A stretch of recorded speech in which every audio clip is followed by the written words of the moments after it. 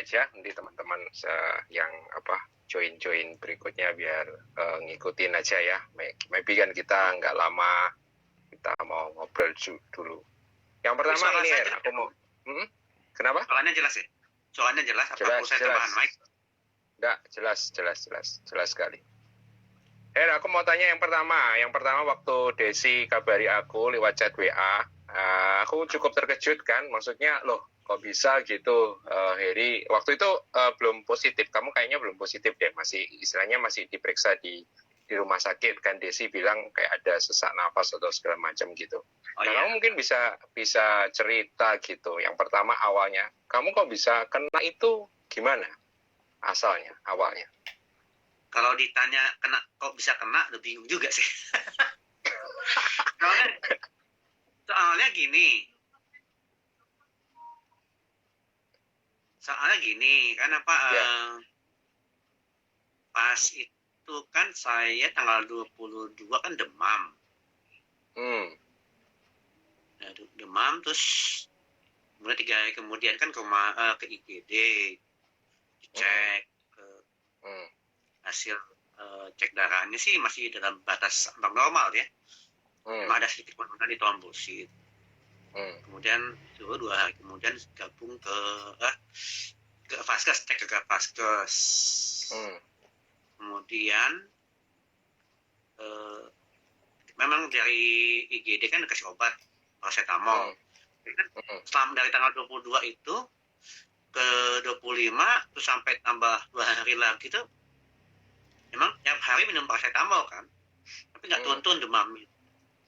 Dari Vaskes balik lagi ke IGD, balik lagi ke IGD, dicek hasilnya darah masih di ambang normal lah. Memang trombosit turun dikit, tambahin antibiotik.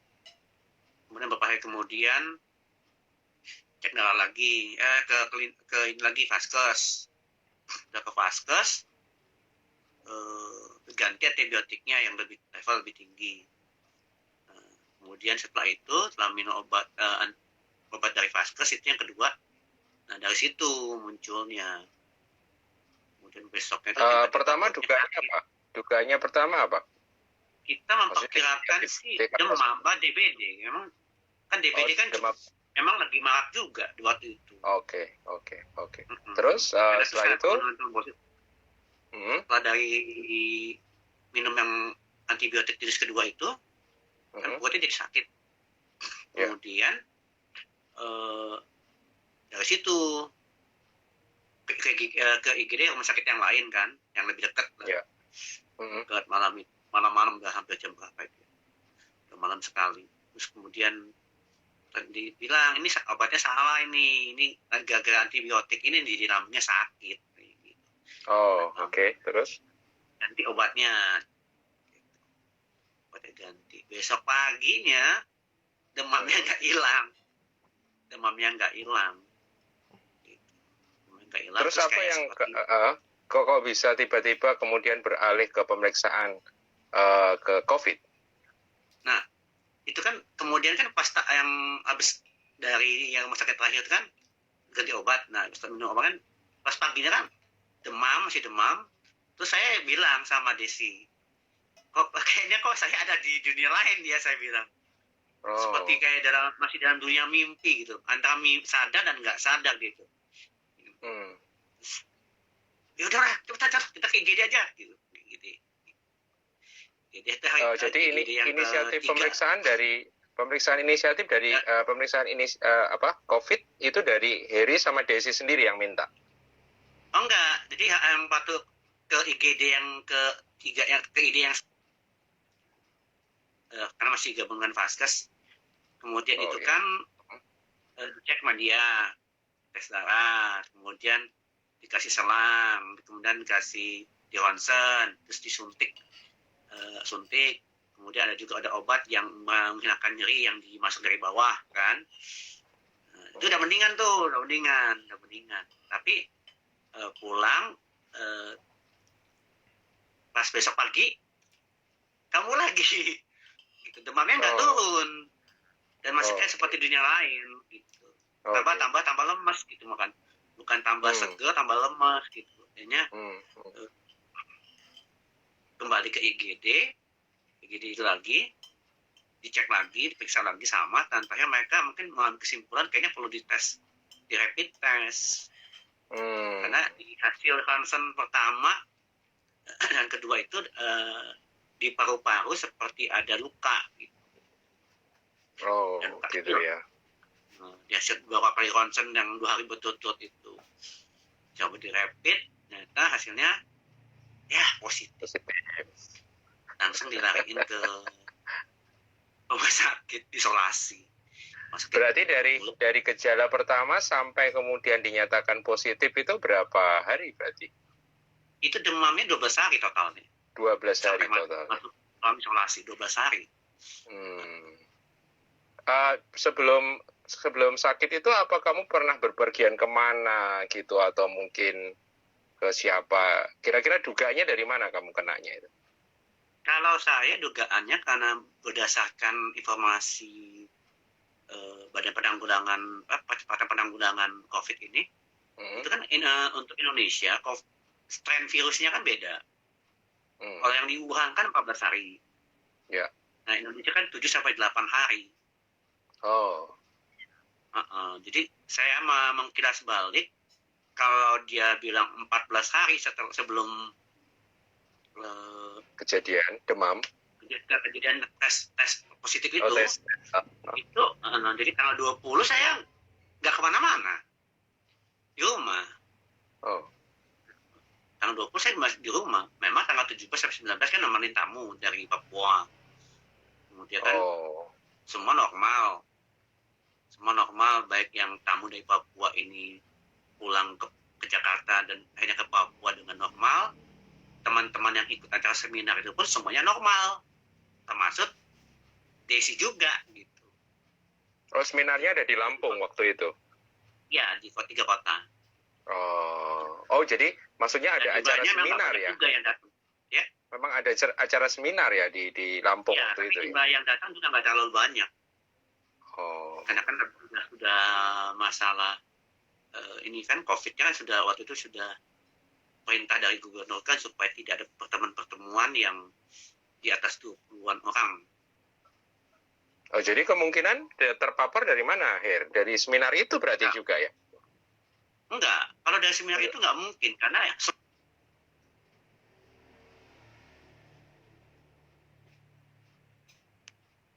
agak jelek nih koneksi. Tiba-tiba masuk rumah sakit, nggak ada. Oh, jadi nggak ada yang sakit selain kamu ya? Teman saya. Juga di acara seminar itu kan dikasih juga cuci tangan pakai sabun, dikasih masker, kemudian pakai hand sanitizer juga yang pakai alkohol. Jadi benar-benar bersih lah. Jadi sampai dan saat ini kepolisian juga. Jadi sampai saat ini misteri dong. Kamu kenanya itu dari mana? Perkiraannya waktu bolak-balik dari Vaskes ke rumah IGD itu. Oh, justru dari Vaskes ke IGD itu kenanya? Ya kan kita nggak tahu posisi orang yang datang kan. Kalau yang namanya ke Vaskes sama IGD kan orang-orang sakit, bukan orang sehat. Oh, oke. Dan kita nggak tahu mereka sakit apa. Ya, jadi kemungkinannya ya putus-putus tempatnya Heri memang agak koneksinya agak kurang baik kayaknya. Nggak apa-apa sudah. Kita maklumnya aja bersyukur. Oke, setelah itu berikutnya gini, ketika pertama kali kamu kemudian dengar kabar bahwa kamu positif kena COVID, apa yang kamu rasakan? What do you feel? Ya kaget lah. Kaget. Karena kagetnya gini. Saya sudah stay at home 2 bulanan, udah nggak kemana-mana.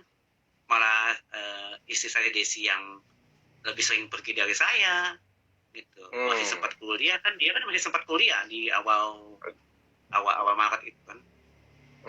Saya yang nggak kemana-mana di rumah aja kok yang kena gitu loh. Gitu ya. Padahal kan selain ya itu perasaan kaget, ya kaget dan bingung. Tapi ya sudah, ya udah mau gimana lagi kan, ya sudah pasrah gitu. Masa ngelawan kan nggak mungkin, apalagi sudah waktu itu kemudian dimasukkan ke alat mereka itu ventilator atau inkubator, jadi mereka masukin. Oke. Hanya bawa diri, dan di situ ya maaf seperti orang mati lah ya, kan kayak keranda tuh bentuknya. Oke. Cuman dan kondisi waktu itu oksigennya juga nggak masuk. Sedikit sekali oksigen yang masuk karena ada nggak terkontrol. Saya kurang paham waktu itu. Oke, sebelum cerita ke itu yang di rumah sakit. Nah, kalau tadi kan ngomong kan kaget gitu kan, bingung, masih kaget bingungnya kan, kok saya bisa kena gitu kan. Tapi yang lain misalnya ada perasaan gini nggak, sebagai mungkin orang Kristen, tapi aku tahu ya Heri kan mestinya punya perspektif yang cukup solid ya dalam hal ini. Tapi pernah nggak perasaan gini, kok saya sih kena sih Tuhan gitu, maksudnya hubungan dengan Tuhan, kok saya kena sih Tuhan gitu. Apa ada pemikiran kayak gitu? Ya awal sih sempat kepikir juga sih. Ya kan, saya kan kepikiran udah 2 bulan stay at home kan, ya kemana-mana kok gue yang kena gitu kan. Secara logisnya nggak mungkin kan, sudah berdiam diri di rumah 2 bulan. Saya terakhir ke Tangerang itu tanggal 22 pulang dari sana, 22 Februari. 22 lagi udah nyampe di sini, 20 21 di Tangerang. Tapi waktu itu kan memang posisi Tangerang juga belum terlalu gimana ya, belum awal merah ya, istilahnya belum red zone gitu ya. Setelah saya pulang nggak lama, waktu saya mau kuliah kedua, baru jadi zona merah kan. 1 bulan kemudian tuh baru zona merah itu. Ada protes-protes nggak sama? Ada protes-protes nggak sama Tuhan gitu? Kok saya kena sih Tuhan gitu? Ada nggak?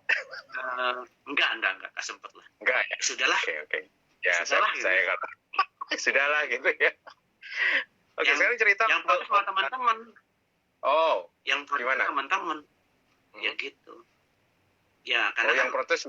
Tadi itu karena sudah ada acara seminar itu kan ada beberapa kan. Muncul hoax itu. Saya hari kedua di rumah sakit dapat hoax itu. Tolong yang ikut acara ini segera melapor ke rumah sakit, kalau nggak isolasi mandiri. Oke. Terus mereka gimana? Ngelakuin juga? Gimana? Mereka isolasi juga akhirnya? Enggak. Karena kan nggak mungkin. Acara itu kan berarti kan udah lewat 14 hari. Lewat 14 hari ya, oke. Berarti bukan ya. Iya, dan orang yang nyebarin juga posisi nggak di Lampung. Kalaupun itu penyebabnya. Saya kenal salah satu yang menyebarkan hoax. Jadi dia memang dapat informasi dari Lampung tentang saya. Terus dia bikin narasi acara yang di satu kota pertama gitu. Entah dia atau orang lain gitu ya. Narasi itu akhirnya dia share ke satu grup. Kebetulan saya ada di grup itu. Ya, saya tambah kaget kan, gitu. Tambah kaget.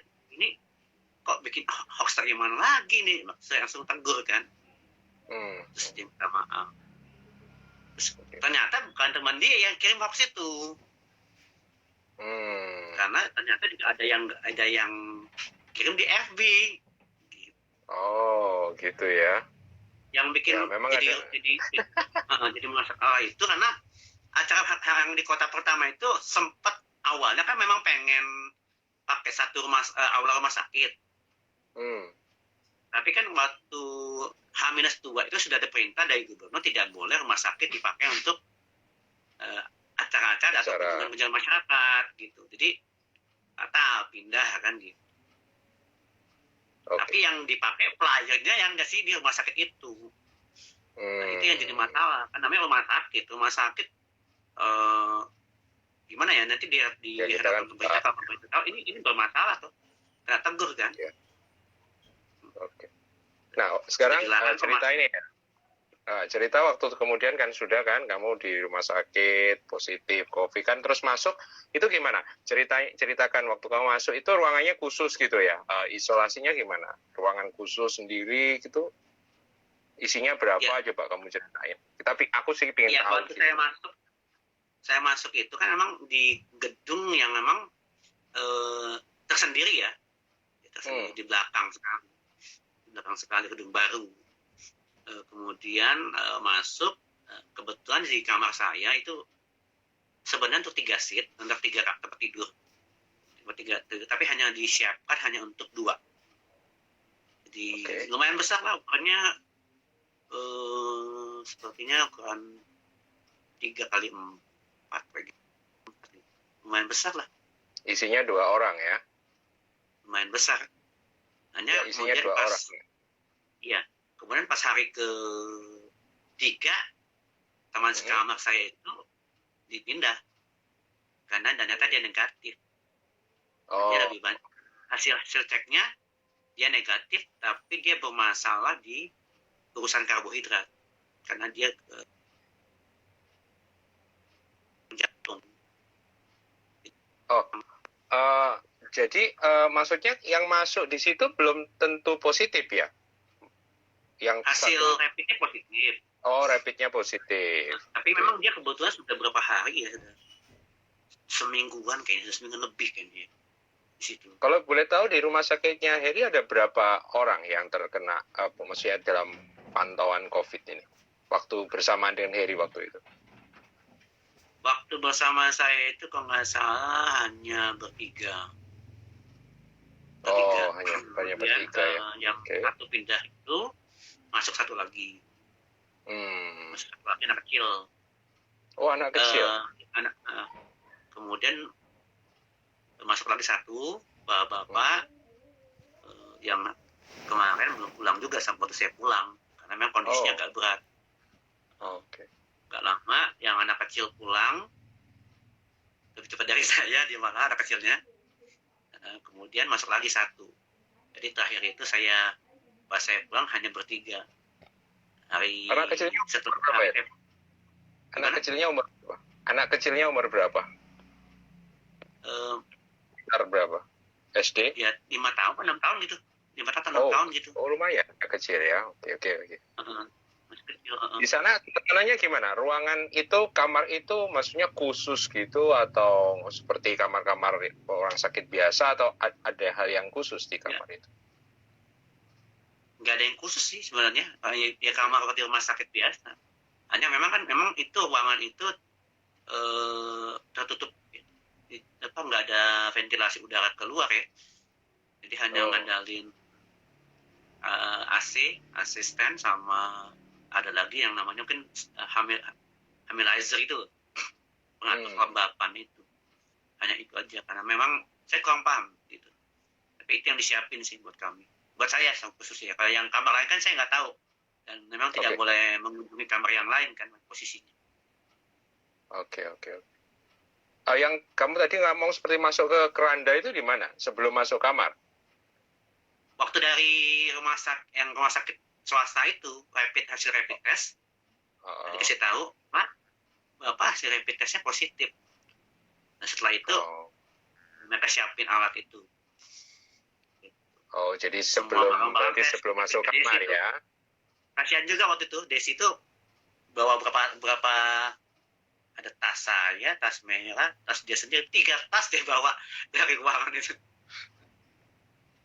Terus di kamar itu sendiri suasananya gimana? Maksudnya horor kah, menakutkan kah, atau ya biasa aja sih? Yang kamu feel apa sih? Awalnya aman saya awalnya aman. Hanya waktu terakhir itu berapa hari ya? 4 atau 5 hari sebelum saya pulang itu, kan memang ada dokumentasi dari pihak rumah sakit untuk melihat, mendokumentasikan pekerjaan perawat. Jadi pas saya biasanya kan nggak ada.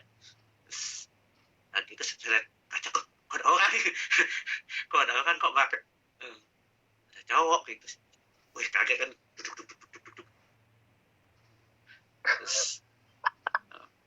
Terus dari situ itu pagi tuh, terus bergaya kan, dia ikutin aja kan gitu.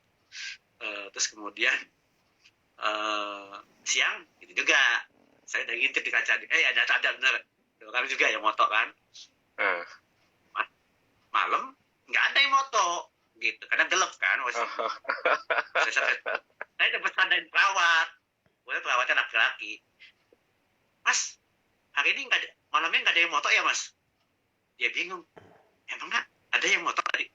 Iya. Gitu. Terus? Di dari kaca saya bilang, oh gitu ya. Jadi ada yang moto karena gelap ya mas? Nggak difoto. Jadi sebenarnya ada yang moto kamu nggak, Er?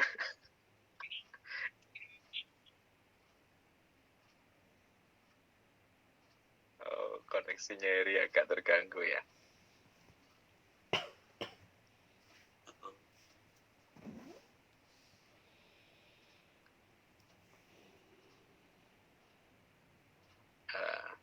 Koneksinya gangguan.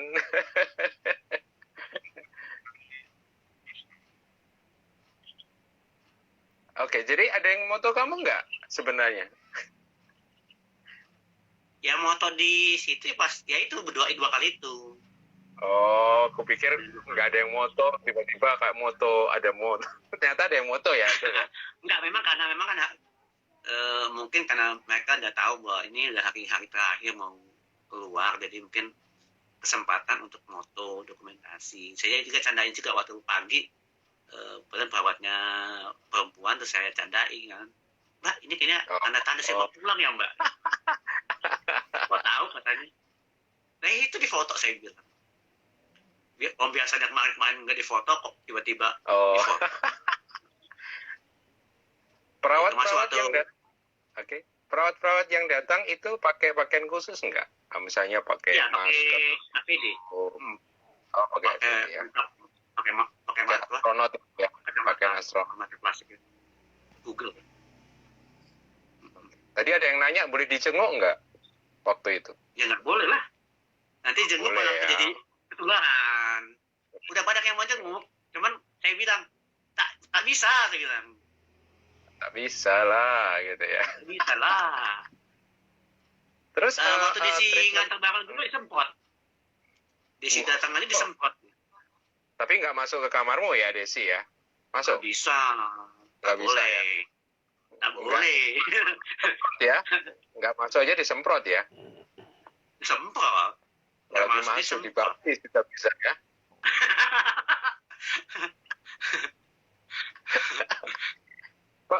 Oke. Treatmentnya kayak apa ya? Misalnya apa ya, ada hal yang khusus gitu selain obat, mungkin apa ada hal yang khusus? Yang pasti waktu dari awal memang kan disuruh pakai selang oksigen. Karena mungkin nafasnya mungkin udah agak susah ya waktu awal masuk. Butuh malam pertama itu juga memang agak susah. Kemudian ada infusnya juga bergantian juga infus. Nggak terlalu hafal, salah satunya dikasih paracetamol. Gitu. Kalau sempat malam itu kasih paracetamol. Jadi ada satu obat yang disuntik gitu ya. Kalau pas hari-hari awal itu suntik itu langsung rasanya kayak seperti langsung ke seluruh tubuh. Rasanya apa? Efeknya panas, dingin, apa?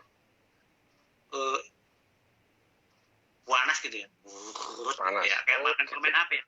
Kalau pernah makan permen yang ketat, nah itu. Oh ya. Rasanya kayak gitu. Oh. Terus saya bilang, ini om dikasih apa ya? Kok langsung nyes gitu? Nyes. Sampai sekian 1-2 menit ngalamin, terus baru tubuhnya normal lagi. Saya bilang, ini obat apa? Itu antibiotik, tapi yang cukup keras. Oke. Makanya disuntik di infus.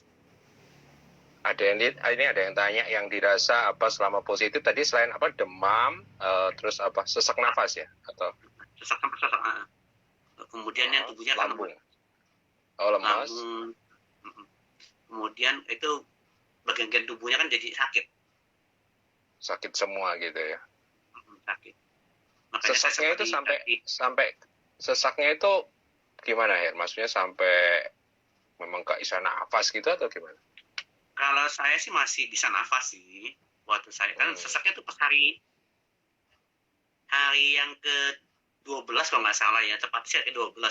hari ke-11 saya masih agak-agak normal, masih seger lah ke rumah sakit tuh. Nah, hari ke-11 saya udah pamit.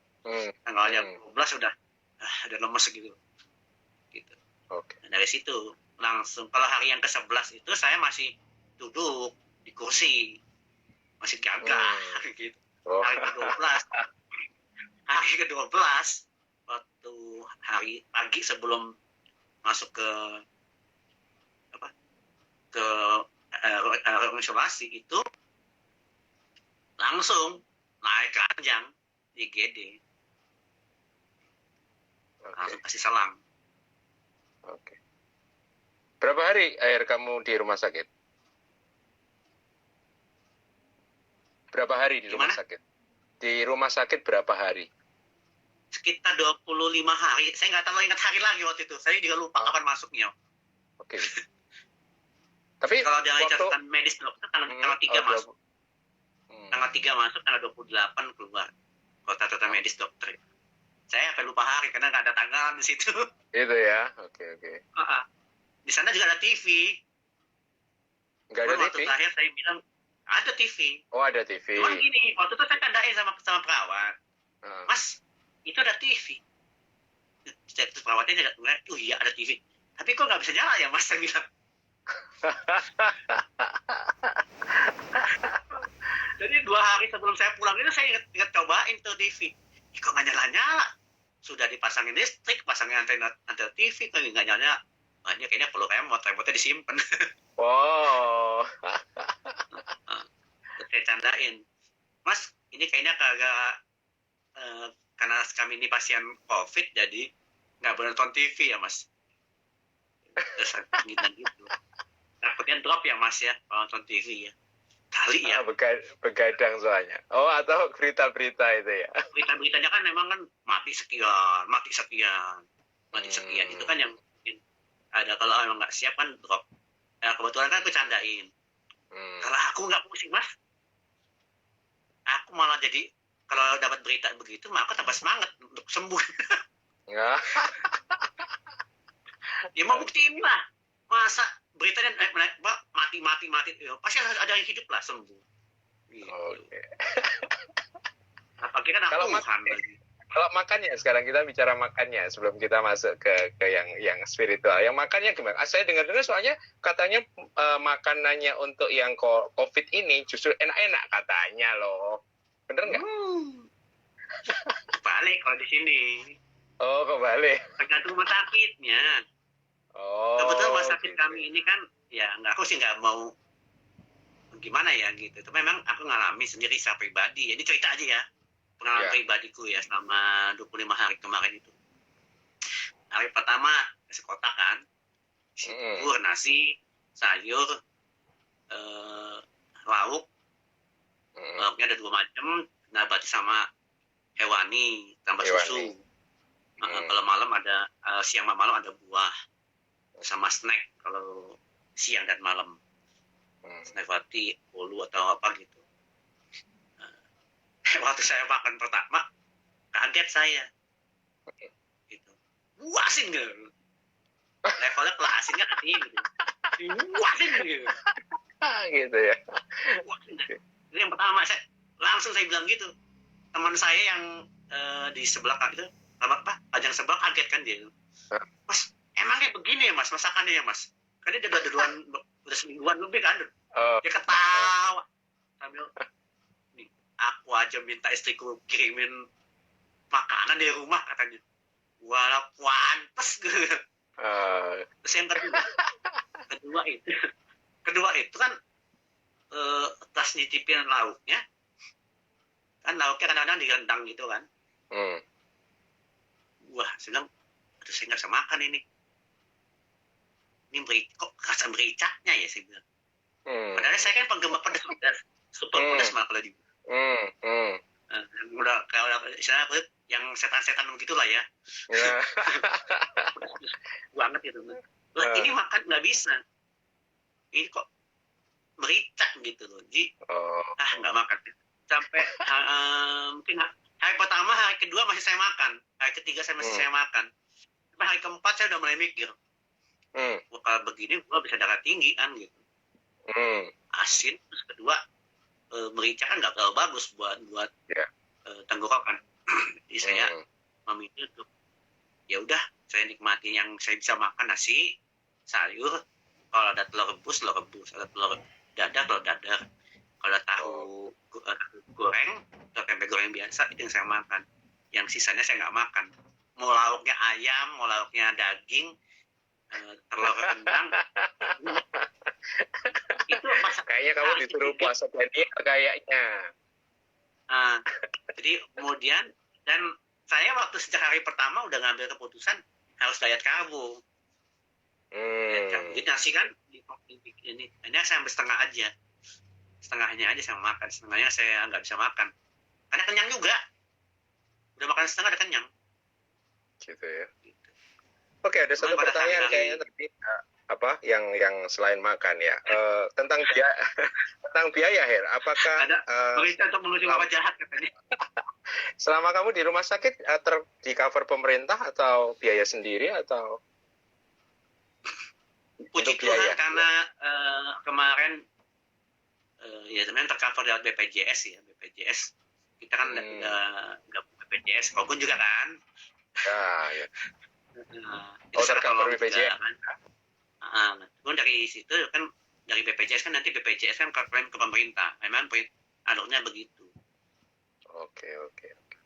Jadi puji Tuhan nggak kalau sepeser pun. Gitu ya. Rumah sakit. Kita masuk yang mungkin yang utama gitu ya. Saya pinginnya. Iya, gini. Nah, kamu.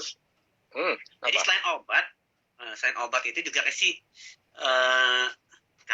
Kebetulan istriku juga bawa juga kemarin itu makanan sel. Nih. Makanan sel sama ini alat untuk resonansi untuk menyelesaikan gelombang frekuensi tubuh. Dan dua alat ini yang banyak membantu juga. Jadi ini saya minum, ini saya pakai, dan itu sangat membantu. Gitu. Oh gitu ya. Untuk ini ya mempercepat. Ya, jadi mempercepat kesembuhan, naikin imunitas. Oke. Salah satunya itu adalah yang contohnya itu ini. Tusam waringin. TDW. Nah, dia juga minum ini. Dan banyak. Nah, jadi emang terinspirasi juga. Tapi memang sudah pakai sih lama. Desi juga kemarin waktu kondisinya saya masuk rumah sakit kan kondisi dia juga baik. Ini juga agak goyang juga kan. Gitu. Saya diminum juga ini untuk jaga sih sama pakai ini. Jadi kondisinya nggak jatuh, nggak drop. Ya, jadi apalagi waktu itu dia ada kuliah juga kan gitu. Kan kebayang kan saya masuk ke rumah sakit, desinya drop. Nah gitu. Tapi ada tertolong sih pakai dua ini. Gitu. Oke. Nah, sekarang tambahannya. Ya, tambahan ya. Oke, masuk ke hal yang penting ya, maksudnya yang mungkin utama isi pembicaraan kita. Nah, sewaktu kemudian kamu masuk di situ, Her, yang di kamar di rumah sakit itu sebagai ya orang Kristen ya, sebagai orang percaya ya, apa yang kamu mungkin yang pertama apa yang kamu lakukan deh yang di sana ketika kamu lihat di sana, kira-kira ada something nggak yang kamu bisa lakukan atau ya kalau saya hanya tidur aja, saya menunggu jam makan atau apa gitu. Ya kebetulan kemarin itu kan di awal-awal kan memang masih bergumul ya, bergumul dengan rasa sakit, bergumul dengan perpindahan dari rumah ke rumah sakit, itu kan psikologis juga agak goyang ya. Ya walaupun tidak goncang benar tapi memang goyang, harus diakuin. Kemudian sampai kemudian itu waktu itu Desi bawain saya MP3 karena kan saya kan punya alat untuk muter MP3. Saya bilang nggak usah bawa lah, saya bilang saya kan bisa punya HP juga ada MP3, nggak apa-apa kan pakai aja. Ya tapi itu tertolong. Jadi pas hari ketiga itu saya langsung putar itu 24 jam. Apa non-stop. Itu pujian? MP3. pujian bacakan instrumental nih. Oh, Memang saya sudah sempat download. Jadi jauh-jauh hari memang saya sudah download dan saya masukin ke satu flash disk. Jadi itu 24 jam. Jadi sambil terus itu muncul beberapa lagu yang menginspirasi dari situ. Satunya lagunya ada itu yang hidup ini adalah kesempatan. Hidup ini untuk melayani Tuhan. Jangan sia-siakan waktu yang Tuhan beri. Hidup ini harus jadi berkat. Nah, cuma kalau saya yang waktu review saya ganti. Saya ganti. Oh Tuhan, inilah hidupku, pakailah selagi aku ada. Bila saatnya nanti aku tak ada lagi, hidup ini sudah jadi berkat. Nah, gitu. Aku tak tahu. Tapi lagunya kok bakal liriknya. Lagunya agak horor. Gini kan. Enggak gini, soalnya gini kan teks aslinya itu kan pakailah selama aku masih kuat. Ya kan? Lah, aku nggak kuat ini, Ki. Aku ini nggak kuat gitu. Aku di rumah sakit aku nggak kuat. Terus kalau sudah tidak berdaya lagi, lah aku ini nggak berdaya tapi gimana caranya aku bisa melayani Tuhan kan gitu.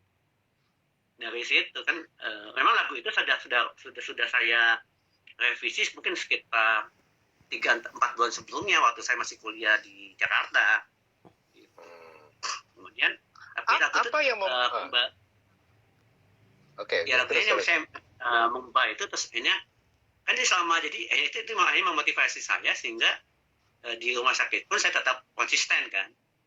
Kalau teman-teman yang lain tuh tiap hari saya kirim renungan, ada grup-grup yang saya sapa tiap pagi. Terus siangnya saya sapa lagi, saya masih kasih informasi, masih ada yang konseling, masih ada yang curhat, masih ada yang perlu kasih masukan gitu. Mereka nggak tahu saya di rumah sakit. Oh, mereka nggak tahu kamu ada di rumah sakit. Nggak tahu. Jadi waktu kamu sendiri sakit, kamu masih tetap memberi konseling, tetap memberi motivasi sama orang gitu ya, Her? Iya, mereka nggak tahu sampai akhirnya waktu ini banyak kan ya. Yang banyak memang ada beberapa grup yang saya kasih tahu karena memang mereka grup support gitu kan. Maksudnya Desi kan juga kirim informasinya ke beberapa grup yang bisa support, memang benar-benar bisa support gitu. Jadi bukan cuma sekedar untuk gosiper gitu kan gitu. Kadang-kadang ada informasi dari grup gosiper, ujungnya hoax, ujungnya berita-berita yang nggak benar. Tapi kami kan memang udah kesepakatan hanya kirim ke WA grup yang sifatnya support tim. Ini mereka kasih support, doa,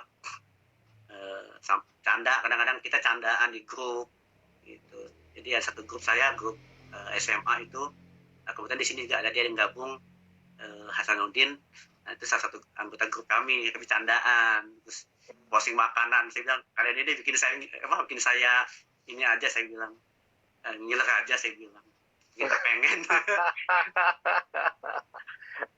gitu post ya. makanan enak lah, saya bilang. Kalau saya di rumah sakit, makanya lo cepatan pulang katanya gitu, cepatan sehat gitu. Jadi apa akhir kalau misalnya ini ya ditanya gitu, apa sih resepnya Koheri untuk bisa survive dan kemudian bisa ngalahkan semua itu walaupun takut, sakit, tapi bisa jalani itu semua, apa akhir kalau ada orang yang tanya?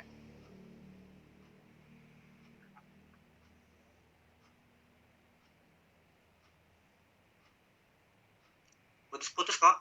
Ya, nggak apa-apa, ini sudah nyambung. Iya tadi ya, diulangi pertanyaannya. Kalau orang ada nanya sama kamu, Koheri, apa sih yang membuat Koheri kemudian bisa mengatasi semuanya ini, bisa menjalani semuanya ini? Waktu tadi sakit, rasa nggak enak, badan secara fisik, kemudian ada banyak hal gitu. Kira-kira apa yang kiat-kiatnya gitu, yang Koheri bisa beri? Yang pasti bahwa segala kejadian kita tuh nggak lepas daripada izin Tuhan lah ya. Nggak mungkin kan Tuhan lepas tiba-tiba jongkokin kita masuk percobaan, itu kan nggak mungkin. Jadi saya ngeliat itu pasti Tuhan punya sesuatu gitu yang ya saya sih nggak tahu apa itu, tapi ya pasti Tuhan punya sesuatu yang dia siapin buat saya. Salah satu WA saya juga begitu. Jadi kadang-kadang kita ini nggak diizinkan masuk dalam kesulitan atau kesakitan, bukan karena Tuhan tuh nggak sayang sama kita, bukan karena Tuhan benci sama kita, tapi karena Tuhan punya misteri ilahi, rencana yang rahasia buat setiap kita. Dan nanti ketika kita sampai di ujung itu kita menjadi terpesona dan terkagum-kagum akan pekerjaan Tuhan. Dan ternyata memang benar gitu. Gitu ya. Memang benar gitu.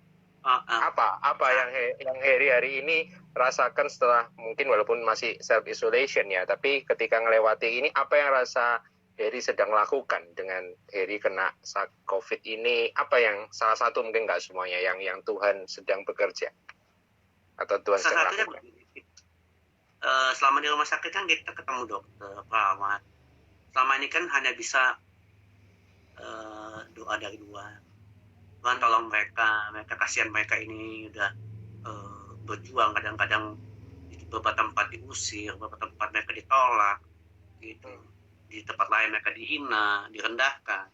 Tapi kita hari-hari itu 25 hari itu kan ketemu mereka, disitulah kesempatan untuk memotivasi mereka, menyemangati mereka. Jadi setiap kali mereka masuk ke kamar saya itu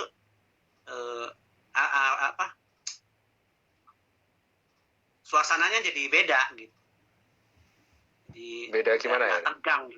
Nggak tegang mereka. Apalagi udah lewati masa krisis ya, hari ketiga itu udah mulai lewati masa krisis, mulai bisa candain gitu mereka. Kadang-kadang saat pada datang telat, saya bilang, wah ini Hen lupa ya, saya bilang. Oh enggak, iya saya kira lupa, lagi puasa, saya bilang lupa. Gitu, terus ketawaan ya gitu, dia senyum gitu. Jadi kan akhirnya bagi mereka semangat ya, mereka senyum aja itu satu power buat mereka, energi yang positif buat mereka gitu. Selama ini kan mereka stres gitu kan, aduh, saya sempat candain juga salah satunya, saya Mas udah nambah berapa lagi Mas pasien? Waduh jangan nambah, kami juga repot kalau nambah. Ya Mas, saya ngerti juga, saya cuma mau tahu aja sih, enggak ada, belum ada pertambahan. Sampai waktu saya mau pulang memang nambah 7 PDP waktu di ruangan yang lain. Jadi memang itu kesempatan, dan kesempatan itu nggak bisa sembarangan, karena memang harus masuk ke situ gitu loh. Itu satu yang saya dikasih kesempatan ya. Yang kedua ini banyak sebenarnya Pak Gun ya, lebih semuanya ya. Yang kedua, saya belajar begini. Kalau kita itu melayani sekedar cari panggung, selesai di rumah sakit. Kenapa? Nggak ada panggungnya di rumah sakit. Benar kan? Nggak ada panggungnya di rumah sakit. Saya ingat kata satu Jose, kalau orang itu yang mahir bicara di mimbar, ambil mimbarnya kan. Kalau dia hebat di support dana, ambil dananya. Kalau dia bangga dengan gedungnya, ambil gedungnya kan gitu. Nah kebetulan kan di rumah sakit nggak ada mimbar, kan nggak ada gitu kan. Mungkin nggak ada yang tahu kita di rumah sakit, sakit. Nah di situ kan diuji. Jadi waktu saya tetap layani mereka, saya nggak cerita saya sakit, sampai mungkin beberapa ini tahu. Karena udah mulai beredar gitu, dan saya juga udah pulih, posisi tinggal nunggu sampai tanggal 21 itu udah bisa pulang. Akhirnya saya kasih tahu kan, emang ada yang nanya begini sama saya di satu WA group, emang Koko lagi di mana? Terus saya bilang, kapan saya bisa pulang ya? Saya bilang gitu, saya gitu status itu loh, itu udah hari-hari saya. Saya di status itu, emang Koko lagi di mana? Saya lagi di rumah sakit, saya bilang. Kaget. Tapi itu memang sudah tinggal nunggu 1 kali swab tes negatif. Jadi bagaimana kita bisa melayani Tuhan sekalipun nggak ada mimbar? Bagaimana tetap konsisten, itu penting. Dan saya belajar sekali gitu. Sampai dan kaget kan gitu. Ini kamu kirim kandungan tiap hari loh, pagi-pagi bisa ya. Karena kamu di rumah sakit, puji Tuhan, Tuhan yang beri kekuatan bisa kerjain gitu. Jadi mereka dia ini termotivasi juga gitu loh. Kok Heri aja kok di rumah sakit yang nggak berdaya aja bisa kok, kenapa kita yang lagi sehat kok nggak bisa. Iya, itu yang kedua. Terus yang ketiga tadi kepikir gini, ada banyak kali kita itu kan menunggu kesempatan. Nah, tapi di situ sama di rumah sakit saya mencari kesempatan gitu. Bukan kesempatan untuk kabur yang kayak kemarin pasti ada beberapa pasien itu, enggak. Tapi ada kesempatan untuk melayani gitu. Karena kalau kita nggak mencoba memulai untuk melayani, kita nggak bisa lihat pekerjaan Tuhan. Jadi sempat satu perawat tanda sama saya, Pak Heri, saya lihat Bapak ini udah kondisi udah baik, udah seger banget gitu. Nggak pulang sih Pak. Saya takut tuh Bapak ini nggak pulang terus nanti drop. Saya sadarin. Wah tenang aja Mas, saya bilang. Betul perawat laki-laki. Saya mah disuruh 1 minggu lagi di sini ya nggak apa-apa. Justru saya kasih sama Mas, sama teman-teman perawat yang lain, sama dokter. Jadi ngurusin saya bilang gitu. Kasihan waktunya terbuang gitu. Ngurusin saya gitu. Jadi mereka cari kesempatan gitu. Satu kali juga waktu tangan saya di infus udah bengkak, udah sempat bengkak. Terakhir ini nyari titik juga susah. Terakhir disuntik. Terus saya bilang ke perawat, Mas, saya berdoa ini infus terakhir loh Mas. Nanti kalau ini dicabut berarti saya udah mau pulang.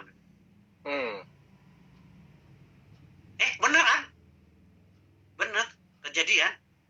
Jadi terakhir tuh dokter datang, dia kan udah bengkak. Dokter bilang, kondisi Bapak udah bagus kok, ngapain pasang infus lagi, udah lepasin aja gitu. Dia bilang ke perawatnya. Jadi memang pas hanya lepas, dan itu infus terakhir yang dan nggak dicolok-colokin lagi ke cari-cari titik lagi. Jadi gimana mereka bisa ngeliat kita juga orangnya optimis kan gitu. Jadi memang bersemangat, sukacita itu penting. Dan jadi tadi ya percaya Tuhan punya rencana yang baik, tetap bersukacita, jadi worship ya, nyanyi, nyembah gitu ya. Terus pasti nggak bisa nyembah sih, padahal kan di rumah sakit nggak bisa menyembah, cuma dengerin MP3 juga. Ya dengerin, maksudnya worship, menyembah dalam ya. Dalam batin. Semotivasi kita bisa ngelihat bahwa Tuhan itu ada pekerjaan-pekerjaan yang nggak bisa terlihat ya, yang hard work ya, yang kita nggak bisa. Tapi waktu kita kemarin keluar juga sempat Desi kan sempat bilang gini, kok nanti mau disambut Pak Lurah kalau pulang. Udah nggak usah lah, saya bilang, emangnya artis gitu, emangnya lagi dari pulang haji, saya bilang gitu. Nggak usah, bilangin nggak usah, nanti pulangnya malam aja, saya bilang. Nah, waktu kemarin pulang, ya ampun, udah ramai yang nunggu depan gang. Terus ada yang bawa kamera video kan, mau syuting. Wah, ya udahlah, mau gimana, saya bilang. Istilahnya udah masuk ke kondisi begitu, di syuting kan, syuting. Ini Anda segera syutingan dokumentasi atau gimana? Jadi tanggal 29 subuh saya dikontak teman saya, kirimin link videonya. Nah, kebetulan dia teman satu level, dia pelayanan dulu, tapi udah di luar kota yang lain gitu. Ini kamu ya? Iya, ini saya bilang. Loh, kok Isa, katanya? Emang kamu ini isolasi karena COVID? Iya, saya bilang. Nah, gitu. Jadi memang pas pagi itu memang saya udah berpikir, ini nih video kemarin itu apa masuk ke YouTube ya? Gitu. Apa kemana? Benar dikasih link YouTube-nya. akhirnya diviralkan. Tadi saya cek link itu 18.000 yang nonton, dan puji Tuhan luar biasa ya. 18.000 itu luar biasa ya, karena berarti ada 18.000 yang nonton dan tersemangati dengan video itu. Dan aku nggak ngerti lah, kalau aku yang siap mungkin cuma 10-20 orang ya kali ya. Itu Tuhan yang kasih mimpi bersama kamu itu, Ed. Iya, 18.000 orang loh. Oke, setelah ya itu kan belum lagi yang dapat videonya langsung kan, itu yang buka dari link. Ya. Tapi waktu kamu pulang berarti nggak ada maksudnya penolakan dari masyarakat. Puji Tuhan memang Pak Lurah sudah masuk, sudah sosialisasi dengan masyarakat kan. Oh ya nih, Bu Permata Yohana dari Tangerang. Ya, karena COVID-19 jadi masuk TV koran. Iya benar. Jadi masuk koran. Jadi nggak pernah saya nyangka masuk TV gitu. Saya pikir hanya di link YouTube itu loh. Iya masuk. Terus tiba-tiba kami dikontak. Kan isi itu tadi masuk TV. Jam berapa? Jam 4 tanggal 20. TV apa Pak? Saya nggak tahu pembicaraannya. Terus besok pagi lagi ada yang bilang nih, ini masuk TV lagi loh katanya. Tapi orang lain, teman yang lain, masuk TV loh. TV apa? TV ini. Terus ada lagi yang kontak, itu masuk TV loh, bahasa Indonesia katanya. Gitu ya. Oh yang tadi paginya SCTV Indonesia, terus langsung heboh. Loh, kita mana nyangka masuk TV loh, jadi artis katanya. Langsung teman-teman saya ketawa, teman-teman kuliah saya, wih jadi artis ya sekarang. Enggak, saya bilang mendadak dangdut, saya bilang. Oke, kemarin lagi kok Gun. Kemarin lagi, teman ada ibu-ibu, tadi ada Bu Wiwi nggak Bu? Laporan sama kami. Kak Desi, kalian masuk Metro TV loh katanya. Makanya masuk Metro TV gitu. Terus saya tanya, tadi kan Desi nanya sama Pak Lurah, Pak, itu kemarin diliput kan? Iya. Ternyata kan memang ada warga sini, warga kelurahan yang orang MNC TV katanya. Terus kami Desi nandain, lah kami aja sampai hari ini nggak pernah nonton, nggak dapat beritanya dari grupnya MNC kayak RCTI, MNC TV, Global TV, Abu Ayunis, tapi nggak pernah dapat informasinya malah gitu. Malah dari TV yang lain yang dapatnya. Terus masuk koran. Tanggal 28 itu memang di situ, pas pulang. 29 pagi tiba-tiba ada yang tuh masuk TV kok. TV Lampung. Nah ini nih Ibu. Ini masuk TV kemarin. Gunawan TV ini kamu masuk ke TV saya.